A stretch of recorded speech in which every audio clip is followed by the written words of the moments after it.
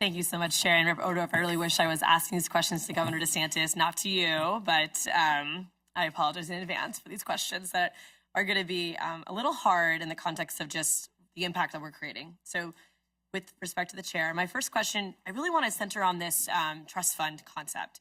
And so I'm curious, who gets to decide winners and losers in this? You know, if you're a local government that's facing a budget shortfall with, let's just say, firefighters or law enforcement, you come to this trust fund. Walk me through the guarantee that there's even money in it, especially during economic downturn, and who gets to decide where money is allocated?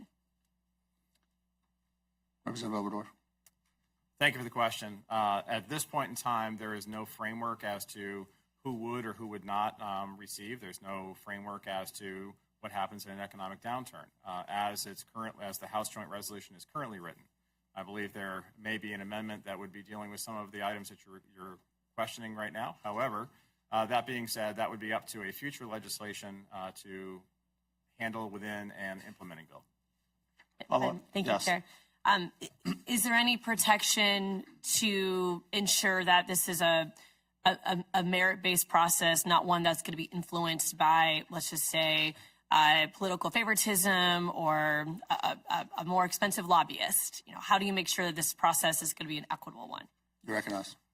Thank you for the question. Merit is not addressed in the House Joint Resolution. Follow-up. Follow-up, Chair. Has there been any conversation about the risk of counties being consolidated? You just mentioned law enforcement being swallowed up by their county sheriff's office, but how about our rural and some of these fiscally constrained counties?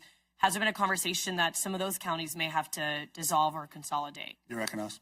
Thank you for the question. So as you are aware, we had our overall taxation committee that we were a part of this, and we ran throughout various scenarios throughout our entire state. We met with people from all across our great state, and those concerns were certainly put out there. A mechanism as to which county would be dissolved or which county would not be dissolved was never accomplished because there was not a final resolution that was put on. So at this point in time, no, that was not that X county was going to be dissolved into Y county by any means. Follow-up. Follow-up. Thank you, Chair. Just thinking through the versions the House passed had almost like these shields for law enforcement, so forth. Not seeing that here. And so has any analysis been conducted around the number of public safety offices that may dissolve, or just the impact on the everyday Floridian? I know there's the conversation on savings, but how about the loss that could end up costing more down the road? You recognize.